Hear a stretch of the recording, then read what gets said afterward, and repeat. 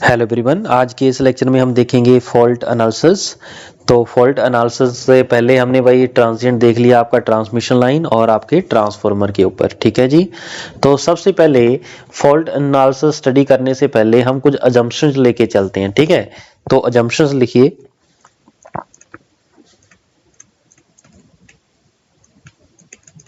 ठीक है जी। तो सबसे पहली अजम्पशन है कि आपके पास जो आर एंड सी होगी, R and C are neglected. ठीक है, जो आपके पास ट्रांसमिशन लाइन होगी या कोई भी पैरामीटर होगा उसका रेजिस्टेंस और कैपेसिटेंस मैं नेग्लेक्ट करके चलूंगा। ठीक है, नेग्लेक्ट करने का मीनिंग क्या हुआ, बोलो। नेग्लेक्ट करने का मीनिंग ये हो गया राजी कि आपके पास जो Z होगा वो Z एक्चुअल से लेस होगा कि नहीं होगा, क्योंकि R और C का इफेक्ट कम हो गया। इसका मतलब जो अभी Z बचेगा वो मेरा पहले एक्चुअल जो Z था जिसमें R इंक्लूडेड है उससे कम होगा। ठीक है, इसका मतलब क्या हुआ, इसका मतलब ये हुआ अगर Z की वैल्यू आपकी कम होगी तो राजी आपका जो शॉर्ट सर्किट करंट होगा, जो वोल्टेज बटा Z होता है राजी, अगर ये कम हो गया राजी तो शॉर्ट सर्किट करंट मेरा ज्यादा हो जाएगा। अगर शॉर्ट सर्किट करंट मेरा ज्यादा हो जाएगा that is better to design with high short circuit current. ठीक है, उतना ही मेरे डिजाइन, क्योंकि फॉल्ट एनालिसिस हम क्यों डिजाइन करते हैं, फॉल्ट एनालिसिस की स्टडी हम करते हैं to design the breaking capacity of your circuit breaker. ठीक है, तो इसका मतलब जितना ये ज्यादा करंट होगा उतना मैं मेरे पास क्या हो जाएगा, बेटर डिजाइन होगा। ठीक है, मींस बेटर डिजाइन। किस चीज का बेटर डिजाइन राजी, better design with high short circuit current, I short circuit. Correct हो इतनी बात। चलिए दूसरा मैं इफेक्ट आपका जो लेके नेग्लेक्ट करके चलता हूं, शंट एडमिटेंस भी हम नेग्लेक्ट करके चलेंगे। शंट एडमिटेंस उसको भी मैं नेग्लेक्ट करके चलूंगा। ठीक है जी। Third point is effect of salient feature होते हैं ना आपके, effect of saliency of synchronous machine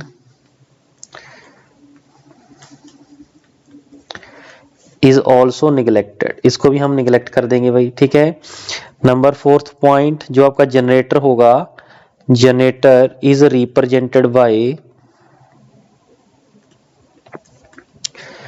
constant voltage source behind the, हाँ जी, रिएक्टेंस। ठीक है, ये जो आपने देखा था आपका जो जनरेटर होगा, आप इसको ऐसे अज्यूम करके चलोगे, ये जो उसकी वोल्टेज होगी राजी वो कांस्टेंट रहेगी। ठीक है, तो यहाँ पे दो रिएक्टेंस आपको बताई थी, XT double dash, XD dash और XD। ठीक है, समझ रहे मेरी बात। तो ये कुछ अजम्पशंस हैं भाई, हम अजम्पशंस लेके चलेंगे। ठीक है, तो फॉल्ट एनालिसिस की स्टडी हम क्यों करते हैं, to design the breaking capacity of your, बोलो जी, सर्किट ब्रेकर। ठीक हो इतनी बात। यहाँ तक कोई दिक्कत कोई कंफ्यूजन है तो भाई मेरे साथ डिस्कस कर सकते हो, अदरवाइज हम आगे बढ़ रहे हैं। ठीक है जी, बोलो ओके हो गया आपके पास, जल्दी से नोट डाउन कर लीजिए फिर मैं आगे बढ़ रहा हूं। ठीक है जी। चलिए, तो सर्किट ब्रेकर की जो आपके पास ब्रेकिंग कैपेसिटी है वो लेने के लिए हम यहाँ पे यूज करते हैं फॉल्ट एनालिसिस। ठीक है जी। चलिए अब फॉल्ट एनालिसिस को मैं, फॉल्ट को हमारे पास कैटेगराइज में डिवाइड कर रहा हूं। तो मेरे पास जो आपका फॉल्ट एनालिसिस है, ठीक है, इसको मैं दो कैटेगरी में डिवाइड कर रहा हूं। एक तो आपके पास राजी होगा symmetrical fault, symmetrical fault analysis, दूसरा आपके पास होगा अनसिमेट्रिकल फॉल्ट एनालिसिस। ठीक हुआ। जो आपके पास सिमेट्रिकल फॉल्ट होगा राजे, जी आपके पास 3 फेज फॉल्ट होगा, या आपको ट्रिपल एल भी बोल देते हो। ठीक है, या फिर आपके पास ट्रिपल एल जी। ठीक है, 3 फेज फॉल्ट का मतलब क्या है, ये मान लीजिए 3 फेज है, तीनों फेज आपके क्या हो गए, शॉर्ट, और ट्रिपल एल जी का मतलब है तीनों फेज शॉर्ट भी हो गया और ग्राउंड के साथ भी आपका टच हो गया है। That is the meaning of this. ठीक है, अगर कोई बोले अल्टरनेटर के ऊपर आपके पास 3 फेज फॉल्ट आ रहा है तो अल्टरनेटर को पहले हम उसकी वाइंडिंग ड्रॉ कर देंगे। ये अल्टरनेटर होगा मेरे पास। ठीक है, आपको होगा इसके जो टर्मिनल है बोल देगा इसके ऊपर 3 फेज फॉल्ट आ गया। ठीक है, 3 फेज फॉल्ट का मतलब क्या है, आपके तीनों फेज क्या हो जाएंगे राजी, बोलो जी, आपकी शॉर्ट हो जाएंगे। That is the meaning of this. ठीक है, बाकी जब हम क्वेश्चन करेंगे उसमें आपको 1 बाय 1 हर एक चीज का मीनिंग बताएंगे। ठीक है जी, चलिए अब ये हो गया मेरे पास सिमेट्रिकल फॉल्ट। अनसिमेट्रिकल फॉल्ट कौन से होते हैं राजे, इसके अंदर सिमेट्री बनी रहेगी भाई आपके। ठीक है, सिमेट्री आपकी बनी रहेगी। ठीक हुई इतनी बात। चलिए सिमेट्रिकल जो फॉल्ट होते हैं आपके पास वो बोलो जी, symmetrical fault sorry unsymmetrical fault ये आपके 3 टाइप के होते हैं भाई। कौन कौन से, single line to ground fault, दूसरा लाइन टू लाइन फॉल्ट, तीसरा आपके पास double line to ground fault. ठीक है, single line to ground fault का मतलब क्या है, 3 फेज में से कोई एक फेज आपका टूटकर जमीन के साथ टच कर गया। ठीक है, दूसरा लाइन टू लाइन फॉल्ट, मान लीजिए आपके 2 लाइन के बिटवीन फॉल्ट आ रहा है। ठीक है, और डबल लाइन टू ग्राउंड, मान लीजिए 2 लाइंस आपस में टच कर गई और ग्राउंड के साथ भी वो टच कर गया। ठीक है, जैसे सिंगल लाइन टू जो ग्राउंड फॉल्ट होता है, फॉर एग्जांपल हनेरी आई, हनेरी की वजह से आपकी वायर टूटी और जमीन को टच कर गई। ठीक है, जैसे कंडक्टर आपका ब्रेक हो जाता है ना, उस केस को हम बोल देते हैं single line to ground fault. ठीक है, तो इस टाइप के भाई आपके फॉल्ट यहाँ पे पॉसिबल है। ठीक है, इनको मैं अगर और कैटेगरी में डिफाइन करूं, फॉल्ट को हम बोल सकते हैं फेज फॉल्ट और बोलो जी अर्थ फॉल्ट। जिसके अंदर अर्थ आपके पास इन्वॉल्व होगी उसको अर्थ फॉल्ट बोलते हैं, जिसमें अर्थ नहीं इन्वॉल्व होगी वो मेरे फेज फॉल्ट होंगे। ठीक है, तो फेज फॉल्ट आगे मेरे पास 3 फेज फॉल्ट हो जाएगा और मेरे पास क्या हो जाएगा राजी, बोलो double line to line fault हो जाएगा। ठीक है, नेक्स्ट जो अर्थ फॉल्ट होगा मेरे पास, जिसके अंदर ग्राउंड होगी, ग्राउंड किसके अंदर होगी भाई, line to ground fault. Next आपके पास double line to ground fault. Correct हो इतनी बात। तो अगर मैं चांस ऑफ अकरेंस की बात करूं तो चांस ऑफ अकरेंस मेरे फेज फॉल्ट होने के 8% है। ठीक है, अर्थ फॉल्ट होने के 92% है। उसमें से भी जो single line to ground fault है वो 85% होने के चांसेस है। ठीक है, इसका मतलब 7% चांस मेरे किसके हैं भाई, double line to ground fault के हैं। ठीक है, ऐसे ही जो मेरे पास 3 फेज फॉल्ट है इसके 3% चांस है, बहुत ही रेयर होता है। ठीक है, अगर हो जाए तो बहुत खतरनाक फॉल्ट होता है आपका 3 फेज फॉल्ट। करेक्ट हो इतनी बात। तो ये चीज भाई आपको पता होनी चाहिए। ठीक है, तो फ्रीक्वेंटली अकरिंग जो आपका फॉल्ट होता है वो कौन सा होता है राजी, frequently occurring fault that is your earth fault.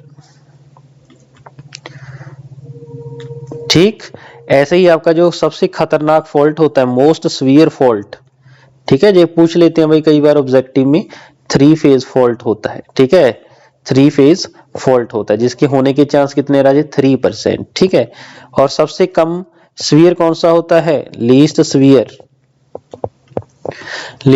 Fault होता है भाई single line to ground fault, जिसके होने के चांस क्या भाई 85%। नॉर्मली यही फॉल्ट आपके पास मोस्टली होता है। समझ रहे मेरी बात। चलिए ये मेरे पास फॉल्ट का ओवरव्यू सा हो गया है भाई आपके पास कि फॉल्ट कितने टाइप के होते हैं। ठीक है, अब जो मेरा मेन क्वेश्चन है, हम सबसे पहले स्टार्ट करेंगे आपका सिमेट्रिकल फॉल्ट। ठीक है, सिमेट्रिकल फॉल्ट मींस आपके पास 3 फेज फॉल्ट। ठीक है, तो चलिए जी आगे बढ़ते हैं 3 फेज फॉल्ट की तरफ। ठीक है, इसी को हम बोलते हैं शॉर्ट सर्किट। ठीक है, तो शॉर्ट सर्किट फॉल्ट, और इसी को बोल देंगे राजे 3 फेज फॉल्ट। ठीक है जी, इसी फॉल्ट की वजह से हम क्या निकालते हैं, सर्किट ब्रेकर की रेटिंग। ठीक है, तो लिखिए द मेन एप्लीकेशन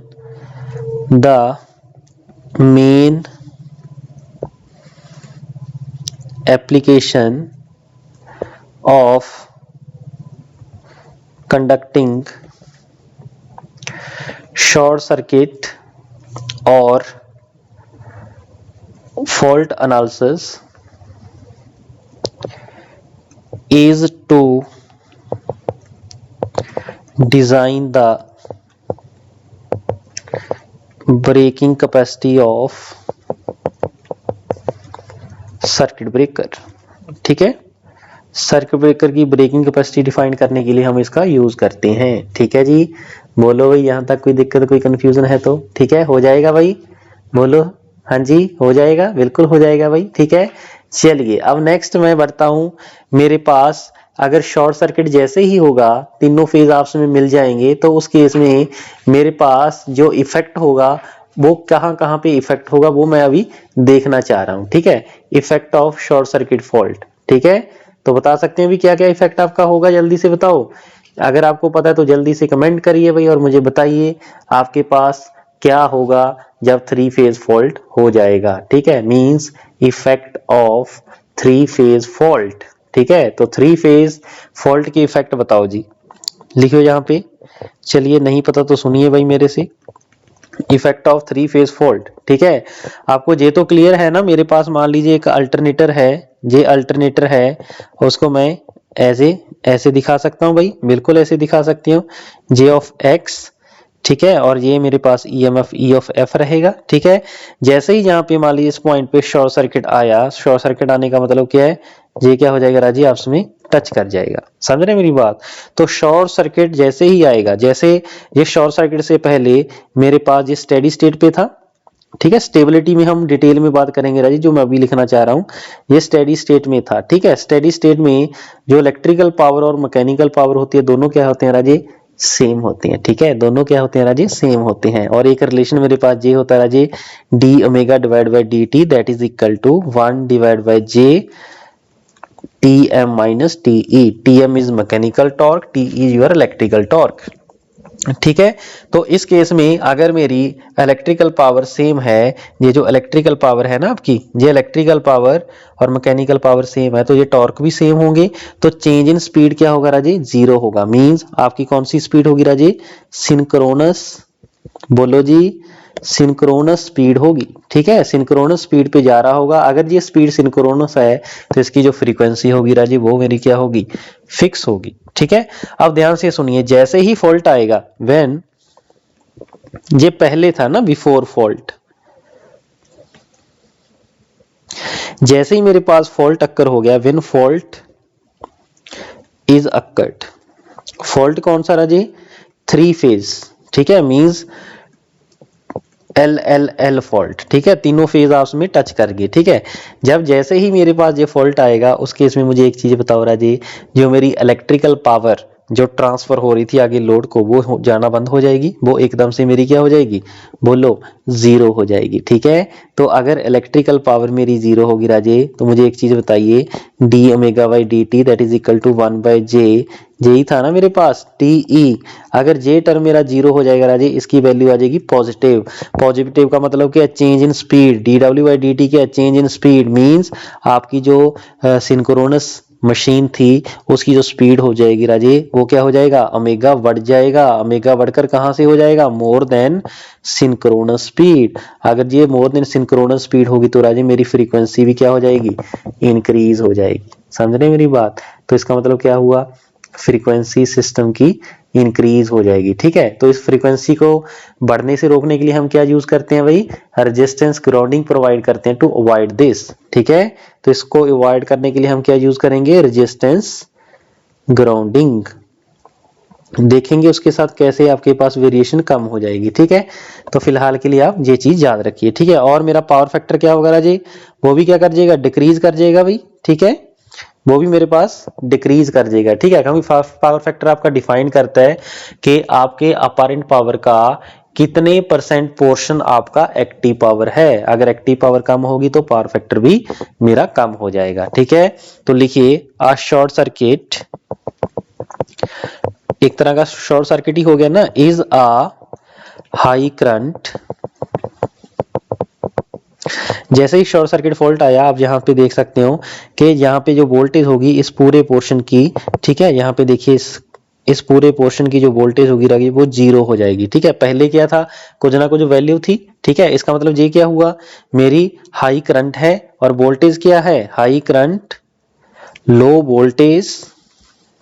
ठीक है, और सर्किट आप देख सकते हो भाई, पूरा का पूरा लैगिंग मेरा सर्किट बन जाएगा। ठीक है, तो हाईली क्या रहेगा राजे, लैगिंग। तो लिखते जाइए लो वोल्टेज हाईली लैगिंग। ठीक है, highly lagging low power factor phenomena होता है, लो पावर फैक्टर फिनोमिना। समझ रहे मेरी बात? तो जे होगा। ठीक है, तो फॉल्ट के टाइम क्या होगा, during the time of fault आप देख सकते हो इस सर्किट के अंदर सिर्फ और सिर्फ रिएक्टेंस बचा है। रिएक्टेंस का मतलब क्या है, आपकी रिएक्टिव पावर की डिमांड बढ़ जाएगी। समझ रहे मेरी बात? तो during the time of fault, ठीक है, ये मेरा कहां से आ गया भाई, high current. During the time of, ये तो यहां पे था, okay. During the time of fault there is huge demand for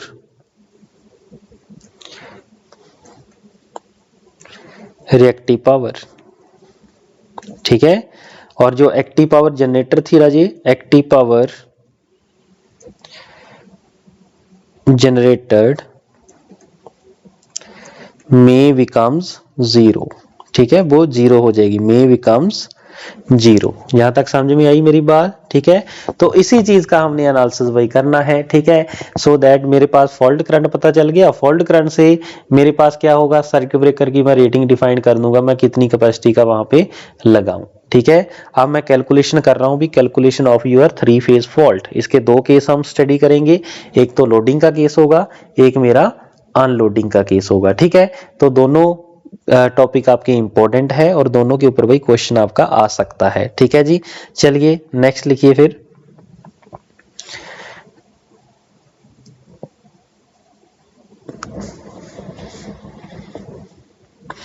चलिए 3 फेज सिमेट्रिकल फॉल्ट। ठीक है, तो लिखो टॉपिक भाई, 3 फेज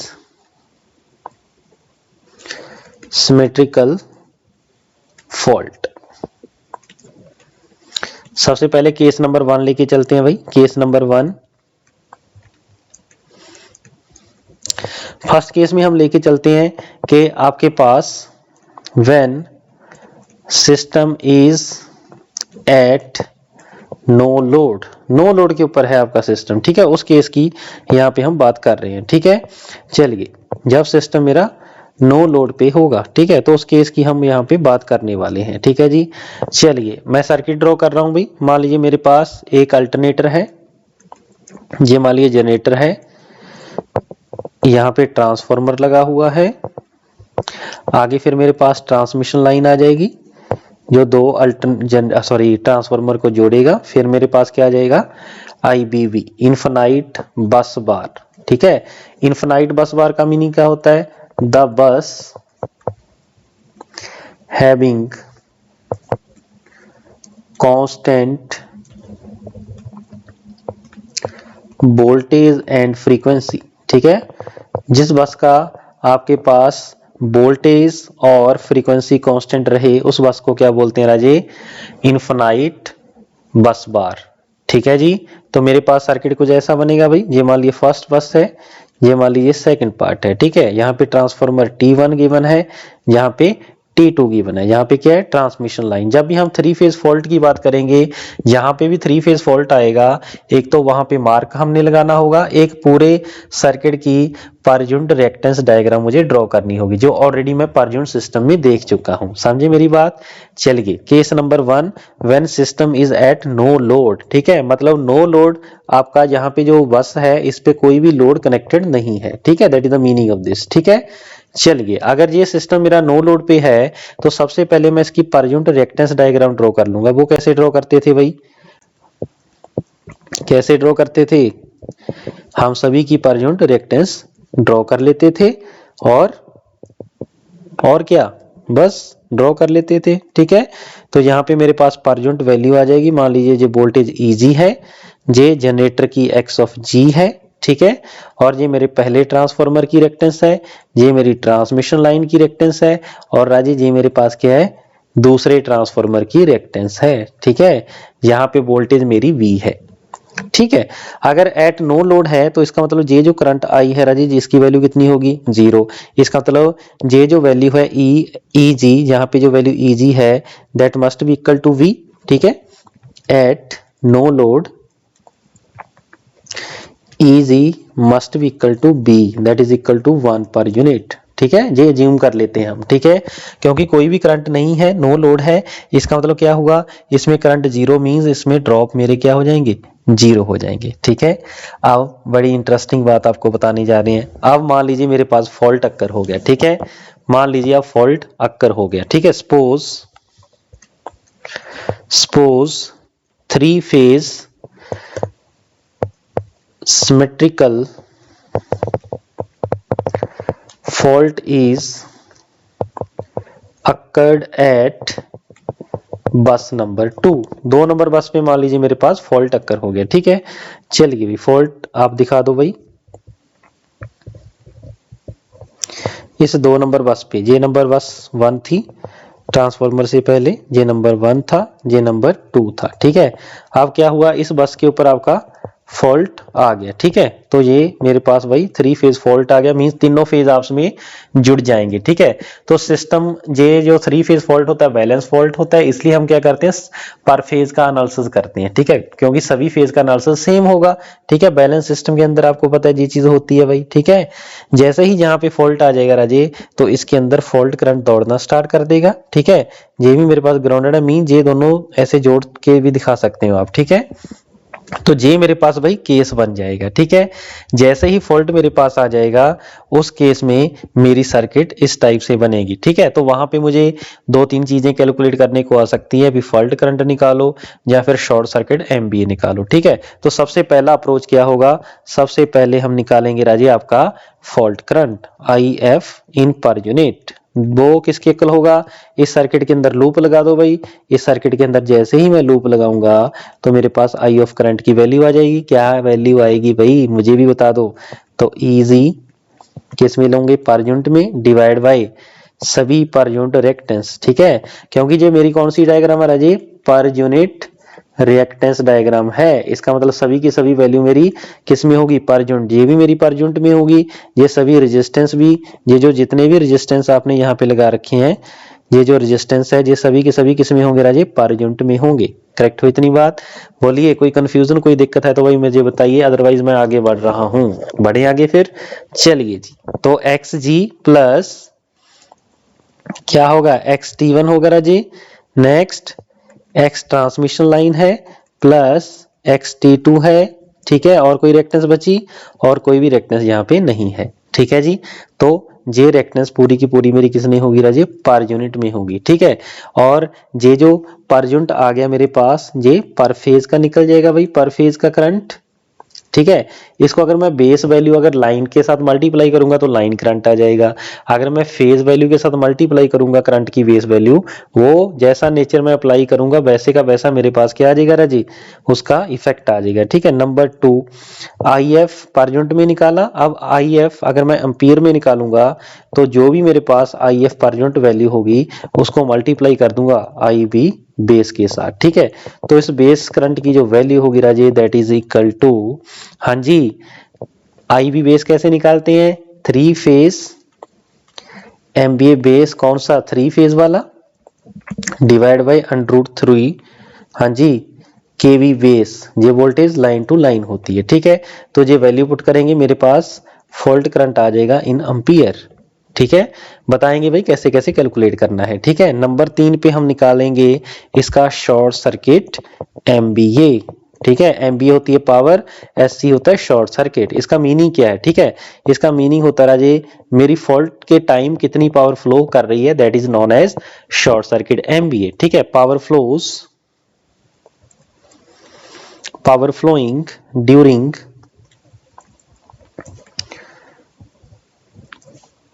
फॉल्ट।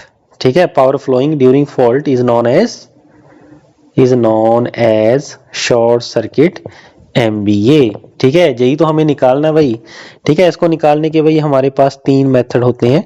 तो मेथड नंबर 1 हाँ जी, पहला है taking actual value by taking actual values.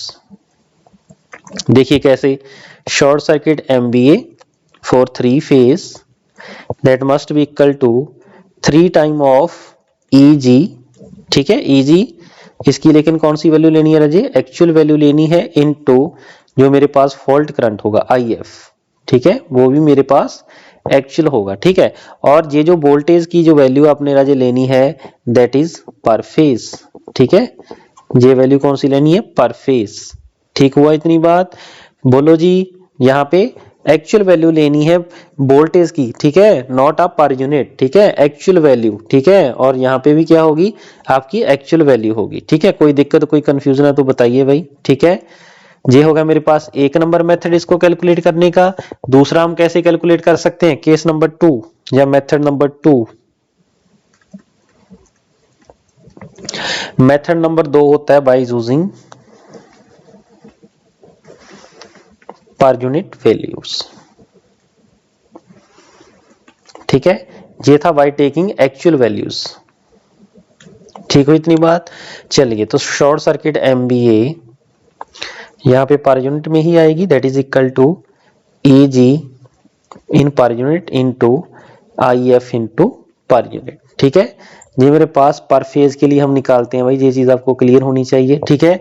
अगर मुझे इसकी एक्चुअल वैल्यू चाहिए होगी तो कैसे निकालेंगे भाई, एक्चुअल इसकी बेस वैल्यू के साथ मल्टीप्लाई कर दोगे भाई। बोलो, शॉर्ट सर्किट MVA की जो पर यूनिट वैल्यू आई है इसको MVA बेस के साथ, बोलो जी, मल्टीप्लाई कर देंगे MVA बेस के साथ, ठीक है। अब मुझे एक चीज बताइए, यहाँ पे एक चीज मैं नोट करके लिख रहा हूं, यहाँ पे देखिए, इफ MVA बेस अगर आपका 3 फेज है तो शॉर्ट सर्किट MVA भी मेरी किस पे आएगी राजे, 3 फेज में आएगी। इफ MVA बेस मेरा सिंगल फेज है तो मेरे पास जो शॉर्ट सर्किट MVA आएगी राजे वो मेरी सिंगल फेज आएगी, ठीक है। ये चीज का ध्यान रखना है, जिसका जैसा बेस होता है उसी बेस के साथ अगर मैं मल्टीप्लाई कर दूं, ठीक है, उसका वैसे का वैसा एक्चुअल फॉर्म में रिजल्ट आ जाता है, ठीक है। यही खासियत आपके पर यूनिट सिस्टम की, ठीक हुई इतनी बात। चलिए, अब इसका एक मेथड नंबर 3 भी होता है लेकिन मैं उसका यूज नहीं करूंगा, लेकिन मैं वैसे आपको बता देता हूं, ठीक है। तो मेथड नंबर 3 होता है MVA मेथड। आप सभी जितने भी उसके अंदर कंपोनेंट है सबकी MVA रेटिंग निकाल लो, ठीक है। MVA रेटिंग कैसे निकलेगी, जस्ट जो MVA बेस है, ठीक है, कैलकुलेट MVA अपैरेटस, कुछ नहीं है, बस जो आपकी MVA बेस गिवन होगी डिवाइड बाय उस रिएक्टेंस के साथ डिवाइड कर दो भाई पर यूनिट जो आपकी गिवन होगी, रिएक्टेंस ऑफ अपैरेटस, ठीक है। क्वेश्चन के अंदर मैं बता दूंगा, ठीक है। इसके बाद इंडिविजुअल की आपने MVA rating design MVA apparatus calculate कर लेनी है। इसके बाद आपने उसका इक्विवेलेंट शॉर्ट सर्किट MVA निकालना होगा, just like as a equivalent capacitance, जैसे कैपेसिटेंस होती है वैसे ही, जैसे कैपेसिटेंस कैलकुलेट करते हैं वैसे MVA बेस मेरी कैलकुलेट हो जाएगी। MVA बेस नहीं है, शॉर्ट सर्किट MVA, ठीक है। चलिए, तो आगे इसमें था कि हम इंडिविजुअल अपैरेटस की MVA निकाल लेंगे। इसके बाद ड्रॉ करेंगे MVA diagram by calculating short circuit MVA of individual apparatus.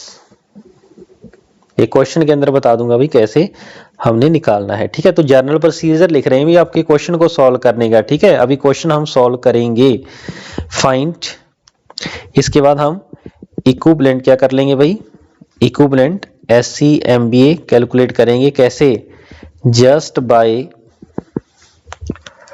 Step to calculate equivalent capacitance. अगर वो सीरीज में लगे होंगे तो कैपेसिटर जैसे सीरीज में हम कैलकुलेट करते हैं वैसे का वैसा आपका प्रोसीजर होगा, ठीक है। कैपेसिटेंस का नेचर क्या होता है, अगर C1 C2 सीरीज में लगे होते हैं तो जैसे रेजिस्टेंस पैरेलल में होते हैं वैसे का वैसा नेचर होता है, मींस 1/C प्लस 1/C2 होगा, ठीक है। नीचे दोनों की मल्टीप्लाई, ऊपर दोनों का सब होगा, ठीक है। सॉरी, आगे सुनिए, आगे मैं एक क्वेश्चन करता हूं भाई, उस क्वेश्चन के साथ आपको और क्लैरिटी आएगी कि क्वेश्चन का जो आंसर है वो किस टाइप से बन रहा है। ठीक है जी, तो लिखिए क्वेश्चंस। तो क्वेश्चन लिखो भी जल्दी से। क्वेश्चन क्या मेरे पास, एक डायग्राम मेरे पास गिवन है, सिंगल लाइन डायग्राम। ठीक है, ये मेरे पास ट्रांसफॉर्मर गिवन है भाई T1, लाइन रिएक्टेंस गिवन है T2 ट्रांसफॉर्मर, यह है इनफिनाइट बस बार। ठीक है, JXT मेरे पास गिवन है राजे 0.1 पर यूनिट, TXT1 गिवन है मेरे पास J 0.1 पर यूनिट। ठीक है, ये ट्रांसमिशन लाइन का जो रिएक्टेंस है J 0.3 पर यूनिट, T2 है J 0.1 पर यूनिट। ठीक है, क्वेश्चन क्या है, all per unit values are given at 50 MVA 11 kV at bus 2। बस 2 पे क्या हो रहा है भाई, 3 फेज सिमेट्रिकल फॉल्ट आ गया भाई, सिमेट्रिकल फॉल्ट। ठीक है, सिमेट्रिकल फॉल्ट आ गया आपकी, अकर्स एट बस नंबर 2। ठीक है, ये जहां तक लाइन आपकी कंप्लीट थी। ठीक है, तो जो भाई आपके पास पर यूनिट वैल्यूज गिवन है वो सेम बेस के ऊपर गिवन है। ठीक है, अब इसमें चेंज करने की जरूरत नहीं है, अदरवाइज क्वेश्चन जो पूरा आपके पास आएगा वो इस टाइप से आएगा कि आपके पास सबसे पहले रिएक्टेंस डायग्राम ड्रॉ करनी होगी, फिर आपके पास अगला प्रोसीजर आपका स्टार्ट हो जाएगा। ठीक है, चलिए, अगर ये सभी के सभी पर यूनिट है और सेम बेस के ऊपर गिवन है तो हमारा काम तो भाई क्या हो गया, आसान हो गया। ठीक है, कैसे आसान हो गया, हमें रिएक्टेंस डायग्राम ड्रॉ करने की जरूरत नहीं है। ठीक है, तो इसके अंदर कैलकुलेट क्या क्या करना है, फाइंड, पहले क्वेश्चन पूरा करो भाई। आपने IF फॉल्ट करंट निकाला है इन पर यूनिट, फॉल्ट करंट निकाला है इन एम्पियर, शॉर्ट सर्किट MVA निकालनी है इन पर यूनिट, फोर्थ है शॉर्ट सर्किट MVA निकालनी है अपने एक्चुअल। ठीक है जी, चलिए इस क्वेश्चन को खत्म करने के बाद हम अपना चैप्टर क्लोज करेंगे। ठीक है जी, चलिए, तो सबसे पहले per unit reactance diagram. Reactance diagram में क्या होगा, पहले जनरेटर के पैरामीटर, फिर T1 ट्रांसमिशन लाइन, फिर क्या आपके पास T2। ठीक है, देखो यही है ना, T2 आ गया। ठीक है, फिर मेरे पास क्या आ गया जी, इनफिनाइट बस बार IBB। समझ रहे मेरी बात, चलिए अब मेरे पास क्या हो रहा है, फॉल्ट आ रहा है भाई, किस पॉइंट पे फॉल्ट आ रहा है, एट बस नंबर 2। ठीक है, बस नंबर 1 भाई यहाँ पे ड्रॉ कर दीजिए, ये है मेरी बस नंबर 1। ठीक है, यहाँ पे मेरे पास क्या आ गया राजे, फॉल्ट, तो सर्किट आपका कुछ ऐसे बन जाएगा, ये मेरे पास क्या हो जाएगा राजे, फॉल्ट करंट हो जाएगा। ठीक है, जो जो वैल्यूज आपके पास गिवन है उसका हम यूज करेंगे। और बताओ भाई क्या क्या वैल्यूज आपके पास है। ये जो जनरेटर की है जे 0.1 है, जे कितनी है, जे भी 0.1 है, जे कितनी है, जे 0.3 है, जे 0.1 है। ठीक है, जैसे जब मेरे पास फॉल्ट नहीं आया था उस केस में इस बस पे जो वोल्टेज होगी ऐसे दैट इज 1 पर यूनिट। ठीक है, क्योंकि बेस वैल्यू जो आपके पास 11 kV है एट बस नंबर 2, इसका मतलब यहाँ पे वोल्टेज कितनी रही होगी, 1 पर यूनिट। ठीक है, जब नो लोड होगा, नो लोड के केस में मुझे एक चीज बताइए, ये जो वोल्टेज होगी Eg जो पर यूनिट में है, Eg that must be equal to, बोलो वोल्टेज B, जे वाली। ठीक है, जे वाली वोल्टेज जो आपने यहाँ पे दिखा रखी है, जे वाली वोल्टेज और जे वाली वोल्टेज सेम होगी नो लोड पे। जब फॉल्ट आने से पहले ओपन था, करंट 0 है तो ड्रॉप मेरे 0 होंगे, तो इसका मतलब Eg equal to V that is equal to 1 per unit. ठीक है, उतनी बात। चलिए, सबसे पहला क्वेश्चन था मेरा, फॉल्ट करंट निकालना है इन पर यूनिट। ठीक है, तो फॉल्ट करंट कैसे निकालेंगे राजे, इसमें अप्लाई कर दो KVL, अप्लाई जैसे ही करेंगे Eg डिवाइड बाय ये सभी रिएक्टेंस। ठीक है, सभी रिएक्टेंस की वैल्यू कितनी है राजे, Eg डिवाइड बाय सभी रिएक्टेंस की वैल्यू कितनी है, बोलो J 0.6। ठीक है, और आपको मैंने बताया था कि जो Eg है उसकी जो वैल्यू है वो वही फिक्स रखनी है। ठीक है, आपकी वोल्टेज की वैल्यू क्या रखनी है, फिक्स, अजम्पशंस थी हमारी, इसका मतलब जो Eg होगा राजे उसकी वैल्यू कितनी होगी, 1 पर यूनिट। ठीक है, जितनी फॉल्ट से पहले थी फॉल्ट के बाद भी मेरी कितनी रहेगी 1 ही रहेगी। इसका मतलब यहाँ पे कितनी है 1 डिवाइड बाई जे 0.6। ठीक है, इसको सॉल्व करिए, ये आ जाएगा 5/3। जे का ऊपर एंगल कितना हो जाएगा राजे -90 पर यूनिट। जहां तक ओके हुआ। अब मुझे निकालना है इसका एक्चुअल वैल्यू। ठीक है, आई ए एक्चुअल फॉल्ट करंट की एक्चुअल वैल्यू। ठीक है, उसमें क्या करना आपने आई एफ की पर यूनिट के साथ आप आई बेस के साथ मल्टीप्लाई कर दो। ठीक है, आई एफ की एक्चुअल वैल्यू है भाई सॉरी पर यूनिट वैल्यू है 5 एंगल ऑफ -90 इनटू करंट की बेस वैल्यू कैसे निकालोगे भाई, एमबीए बेस गिवन आपको 50, वोल्टेज गिवन है ठीक है 11, तो कैसे निकालेंगे 50 into 10⁻6 divide by √3 into 11 into 10⁻3। ठीक है, जब आप इसको सॉल्व करोगे तो I F in ampere that is equal to 4.37 kilo ampere.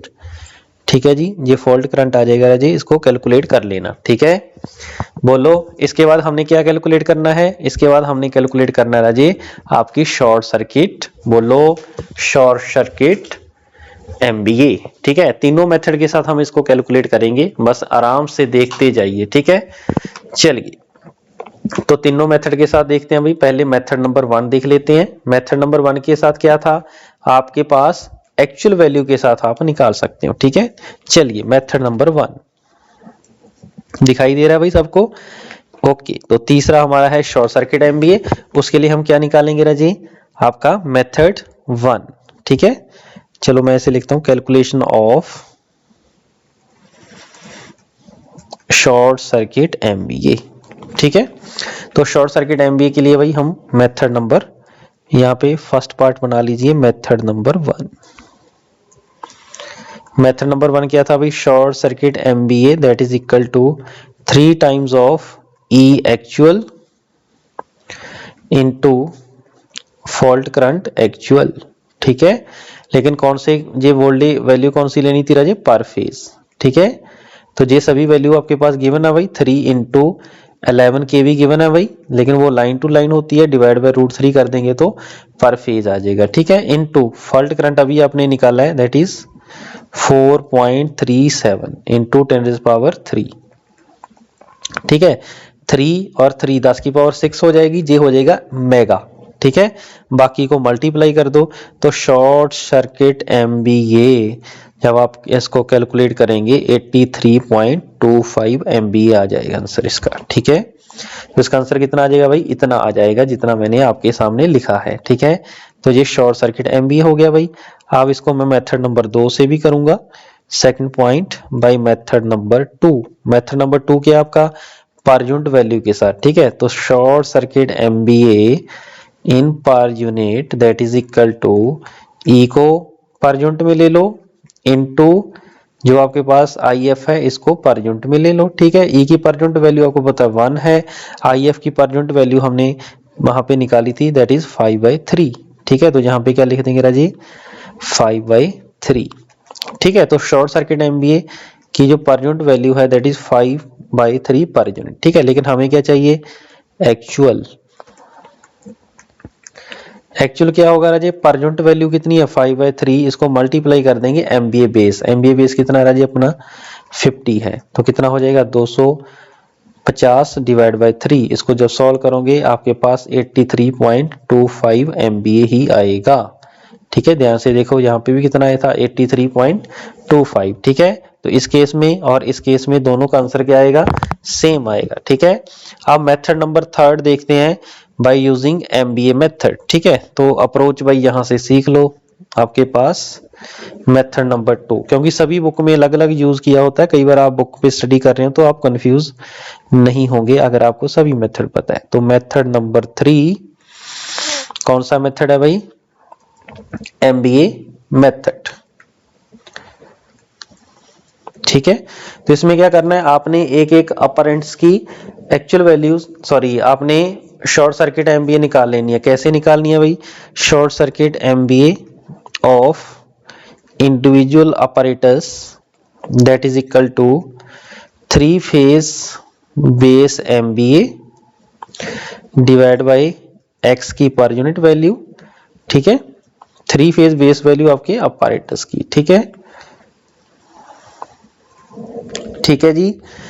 और सभी की सभी जो वैल्यू आपने पर यूनिट में ही लेनी है। ठीक है, चलिए अगर मैं इसको थोड़ा सा और ऐसे भी कर सकते हो, अगर मान लीजिए आपके पास पर यूनिट में नहीं गिवन, ये x मान लीजिए पर यूनिट में नहीं गिवन, तो x को आपको वहां पे एक्चुअल वैल्यू में कन्वर्ट करने की जरूरत नहीं, मैं इसका फॉर्मूला ही एक्चुअल वाली वैल्यू के साथ ड्राइव कर देता हूं। ठीक है, चलिए तो यहाँ पे बचेगा 3 phase base MVA divide bye x per unit को क्या लिख सकते हो भाई, बोलो।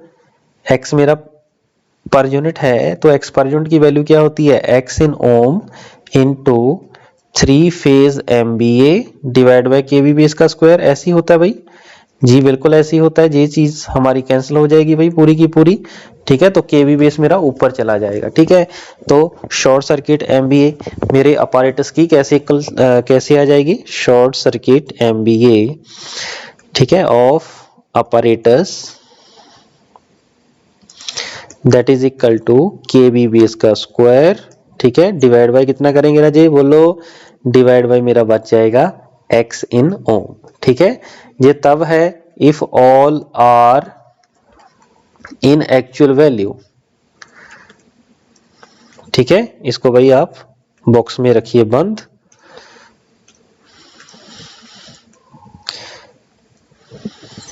ठीक है, और ये जो फॉर्मूला ऊपर वाला है ये कब याद रखना आपने, J if all are in per unit. ठीक है, if all are in per unit. ठीक है, अभी आपके पास पर यूनिट में ही गिवन है भाई, तो पर यूनिट रिएक्टेंस डायग्राम देखो क्या थी आपकी। ठीक है, पर यूनिट रिएक्टेंस डायग्राम मेरे पास जे आ गई थी। बस इसका सभी के लिए MVA तो 50 ही है ना, MVA मेरे पास 50 है बेस वैल्यू। ठीक है, बस आपने क्या करना है, इंडिविजुअल के लिए कैलकुलेट करना है भाई। इसका जो MVA होगा अपैरेटस क्या हो जाएगा, 50 डिवाइड बाई 0.1। इसका कितना होगा, 50 डिवाइड बाई 0.1। ऐसे ऐसे हम सभी का कैलकुलेट कर लेंगे। ठीक है, तो इसके बाद जैसे आपके पास कैपेसिटेंस निकालते हैं वैसे का वैसे हम निकाल लेंगे। ठीक है, चलिए तो इसका मतलब एक यहाँ पे कंपोनेंट लगा हुआ है जनरेटर का, जे T1 का हो गया, ट्रांसमिशन लाइन हो गया, T2 हो गया। ठीक है, इसके बाद मेरे पास क्या आ रहा है भाई, यहाँ पे फॉल्ट आ रहा है। ठीक है, ये मेरे पास फॉल्ट था IF। ठीक हुई इतनी बात। चलिए अब मेरे पास MVA बेस कितना है, 50 डिवाइड बाय कर देंगे 0.1 मींस ये मेरे पास हो जाएगा 50, ये भी 50 बाय 0.1, तो ये MVA अपैरेटस आ गई भाई इंडिविजुअल की। ठीक है, और जो मेरे पास वैल्यू थी ट्रांसमिशन लाइन की ये 0.3 थी ना, बाकी भी 0.1 है। 0.1 वाला तो आपका 0.1 वाला कितना आ जाएगा, 500 आ जाएगा। ये आ जाएगा मेरा 500 डिवाइड बाय 3 हो जाएगा भाई, 50 था ना, क्योंकि 50 बाई क्या करेंगे 0.3 करेंगे। ठीक है, तो कितना हो जाएगा 500 बाई 3। ठीक है, तो इसको लिखूंगे 500 बाई 3 MVA। इसका फिर 0.1 है तो 500 MVA आ जाएगा। ठीक है, तो अब मैंने यहां से क्या कर देख लेना भाई, यहां से मुझे देख लेना है इक्विवेलेंट शॉर्ट सर्किट MVA।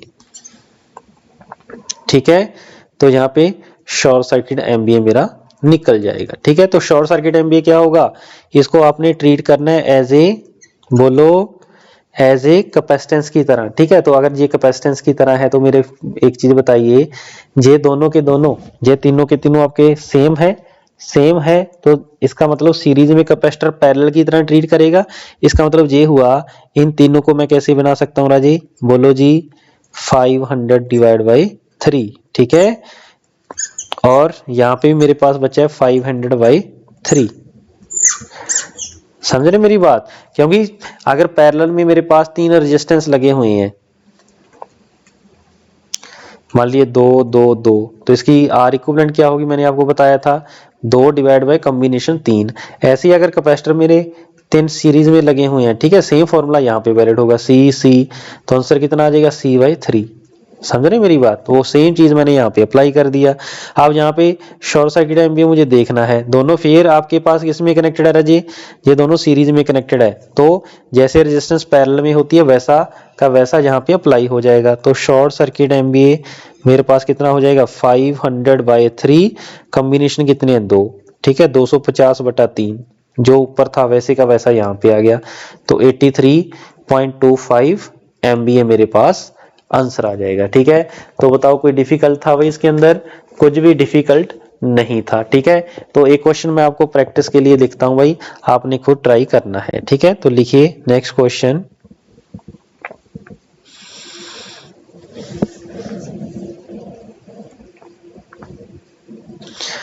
चलिए जी, क्वेश्चन भाई आपने ट्राई करना है। एक जनरेटर आपके पास, एक ट्रांसफार्मर है, अगेन ट्रांसफार्मर है, और मान लीजिए इनफाइनाइट बस बार है। ठीक है, ये T1 है, ये T2 है, इसकी जो रेक्टेंस है मान लीजिए 30 ओम पर फेज है। ठीक है, और अगर मैं MVA की बात करूं, ये मान लीजिए मेरे पास 50 MVA का जनरेटर है, और जो रेक्टेंस है मान लीजिए इसका x of d that is equal to J 0.1 per unit, 11 kV है। ठीक है, तो ये है 11 kV बाई 66 kV, और 100 MVA का ट्रांसफार्मर गिवन है, और XT1 that is equal to J 0.2 per unit given है भाई। तो इसकी रेटिंग है 66 kV divide by 11 kV, 100 MVA है। XT2 जो मेरे पास है दैट इज 0.2 पर यूनिट। ठीक हो इतनी बात। चलिए अब क्वेश्चन है, taking 50 MVA 11 kV base voltage at generator side. ठीक है, if 3 phase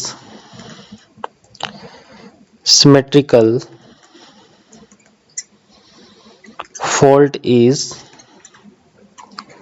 occurred at infinite bus bar, then find short circuit MVA। ठीक है, तो ये चीज भाई आपने कैलकुलेट करनी है। ठीक है, तो भाई क्वेश्चन में कोई ज्यादा डिफिकल्टी नहीं है, जो आपने कैलकुलेट किया था पर यूनिट सिस्टम के अंदर। तो सबसे पहले हम जो बेस गिवन है उसके ऊपर सभी की सभी वैल्यू की रेक्टेंस ड्रॉ करेंगे। ठीक है, तो बेस क्या है 50 MVA 11 kV। ठीक है, तो सबसे पहले इसकी per unit reactance diagram draw कर लेंगे।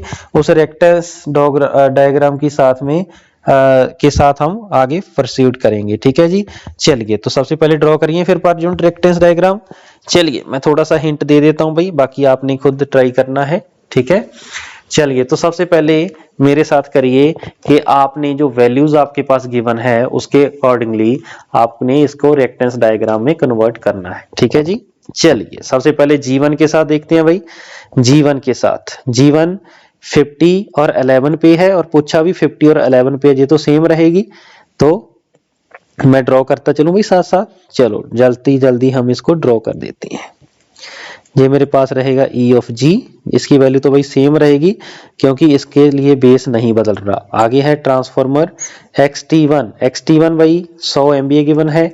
तो चलो पहले इसका 11 kV है, तो जहां पे वोल्टेज कितनी होगी 11 इंटू इधर वोल्टेज कितनी है, ये देखो भाई इधर वोल्टेज कितनी है, इधर वोल्टेज है 66, तो इधर वाली वोल्टेज यहाँ पे मल्टीप्लाई डिवाइड बाई 11। ठीक है, तो हम काट के लिख दें 11, बेस वैल्यूज बता रहे हैं भाई, फिर डायरेक्टली हम उसका यूज करेंगे, सॉरी 66। तो ऐसे ही इधर कितनी आ जाएगी 11 kV आ जाएगी। ठीक है, तो वोल्टेज की बेस वैल्यू आ गई, और जो 50 है वो ऑलवेज सेम रहेगा आपका MVA बेस। ठीक है, तो इसका मतलब T1 की बताओ जल्दी से कितनी होगी वैल्यू, T1 की सर अभी बता देते हैं, बोलो जी। XT1 की ओल्ड कितनी है 0.2 kV बेस ओल्ड। बताओ इस साइड की लें या इस साइड की ले, कौन सी साइड की मर्जी ले लो, 11 kV ले लेते हैं। तो 11 बाई न्यू भी कितनी है 11, MVA बेस न्यू कितना है 50, ओल्ड कितना रहा जी 100। ठीक है, तो लो ये चीज कैंसिल हो जाएगी, मींस आपकी जो रिएक्टेंस है पहले से हाफ हो जाएगी। XT1 की वैल्यू आ जाएगी J 0.1।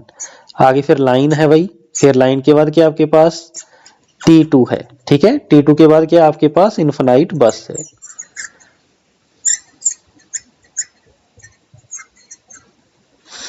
ठीक है, इसके बाद मेरे पास IBP है, इनफाइनाइट बस बार है। ठीक है, चलिए अब ट्रांसमिशन लाइन के केस में क्या है भाई 3 ओम है पर फेज। ठीक है, इसका मतलब क्या हुआ, x की वैल्यू मैं निकाल दूंगा भाई, आपके पास डायरेक्टली एक्चुअल वाला फॉर्मूला लगाओ 30 इंटू हाँ जी MVA base divide by KV base का स्क्वायर। बताओ कितना होगा, एमबीए बेस कितना है 50 इंटू 10⁻6 डिवाइड बाई, हाँ जी वोल्टेज कितनी है 66 केवी है ना 66, ठीक है जी 10 पे गया, जे 22 पे गया,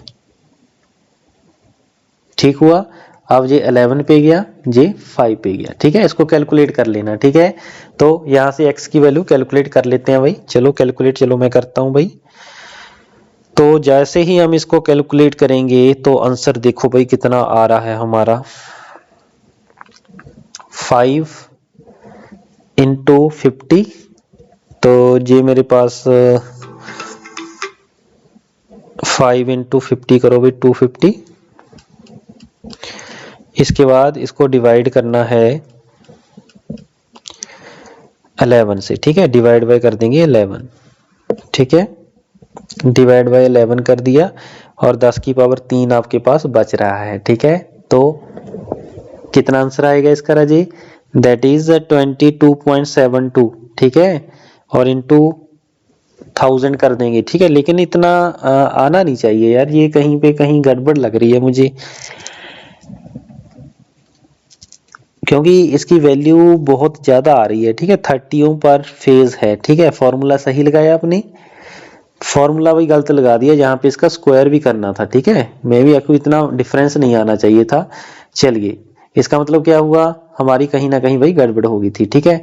तो गड़बड़ नहीं करनी है, ठीक है, 66 का स्क्वायर करेंगे, ठीक है। तो इसको फिर से करो कैलकुलेट भाई जल्दी से, इसको मैं यहां से हटा देता हूं।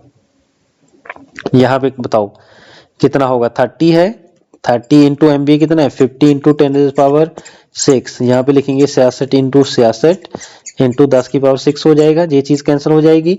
तो बताओ जल्दी से कितना हो जाएगा, 30 इंटू 50, 30 इंटू 50 डिवाइड बाई हम कर देंगे राजे 66 का स्क्वायर, ठीक है। तो कितना बचेगा 0.344, ठीक है। तो यहाँ पे बचेगा 0.344, ठीक हुई इतनी बात। चलिए हो गया भाई आपका पास, हो गया जी, हो गया, ठीक है। चलिए नेक्स्ट बताइए T2 के लिए, T2 के लिए क्या आएगा, T2 के लिए आपके पास पॉइंट J2 है, तो 0.2 इंटू एमबीए बेस, सॉरी केबी बेस ओल्ड वाला कौन सा लें, 11 ले लें, तो उधर का भी 11 लेना पड़ेगा, into MBA base new 50, old कितना था 100, तो पहले की तरह जे हो जाएगा भाई, हाफ हो जाएगा, ठीक है। तो हाफ होने का मतलब जे 0.1 आ जाएगा, ठीक है जी। चलिए, तो सबसे पहले हमने per unit reactance diagram draw कर लिया। अब क्या निकालना है भाई, आपका फॉल्ट कहाँ पे आ रहा है, फॉल्ट आ रहा है आपका point number, if three phase symmetrical fault occur at IBP means यहाँ पे आ रहा है, ठीक है, यहाँ पे आ रहा है, ठीक है, यहाँ पे फॉल्ट करंट आ रहा है I ऑफ F, ठीक है। ग्राउंड को एक साथ जोड़ दो भाई, ठीक है। चलिए अब मुझे एक चीज बताइए, जहां से फॉल्ट करंट निकाल सकते हो आप, बिल्कुल निकाल सकते हैं सर, कितना होगा IFF, तो EF की वैल्यू तो कितनी होगी राजे 1 पर यूनिट होगी, ठीक है, क्योंकि पहले प्रायर टू द फॉल्ट यहाँ पे 1 पर यूनिट था, और जैसे ही फॉल्ट आएगा ये वैल्यू मेरी वोल्टेज कांस्टेंट रहेगी, इसकी वैल्यू कितनी आएगी राजी 1 आएगी, ठीक है। तो फॉल्ट करंट पर यूनिट में निकाल सकते हो, इन पर यूनिट बिल्कुल निकाल सकते हैं सर, कितना 1 डिवाइड बाय रिएक्टेंस कितनी होगी 0.1 0.2 0.3, तो जे 0.3 ऐड कर दो 644, ठीक है। तो 1 डिवाइड बाय 644 निकाल दो, कितना होगा 1 डिवाइड बाय 0.644, तो ये आ जाएगा 1. दैट इज इक्वल टू 1.55 पर यूनिट, ठीक है। तो फॉल्ट करंट आ गया, इसके साथ आप क्या निकाल सकते हैं भाई, बोलो शॉर्ट सर्किट एमबीए, तीनों मेथड है भाई। अब मैं पर यूनिट वाला लगा देता हूं, per unit that is equal to EF per unit into IF per unit, ठीक हुआ। EF पर यूनिट 1 होती है, IF पर यूनिट अभी निकाल लिया आपने, तो कितना आंसर आ गया 1.55 पर यूनिट, ठीक है। तो शॉर्ट सर्किट एमबीए की एक्चुअल वैल्यू अगर मैं निकालूं, तो एक्चुअल कैसे निकालेंगे 1.55 इंटू 50 जो गिवन थी, ठीक है। तो इसको इंटू 50 कर देते हैं भाई, तो इंटू 50 किया दैट इज 77.63 MVA। इसका मतलब क्या हुआ, इस शॉर्ट सर्किट MVA का मीनिंग समझिए भाई क्या हुआ, ठीक है, that is your actual value. इसका मीनिंग राजेश ये हुआ कि मुझे इस फॉल्ट को खत्म करने के लिए जो यहाँ पे सर्किट ब्रेकर लगाना होगा, सर्किट ब्रेकर यहाँ पे लगाना होगा, उसकी जो रेटिंग है वो मुझे कितनी रखनी होगी, दैट इज 37.33 MVA। ठीक है, जैसे आपका ऊपर वाला क्वेश्चन था, इसकी जो शॉर्ट सर्किट MVA कितनी आई थी भाई, बोलो। उसकी जो शॉर्ट सर्किट MVA रेटिंग मेरे ख्याल से आपके पास कुछ देख लेते हैं, उससे पता चलेगा।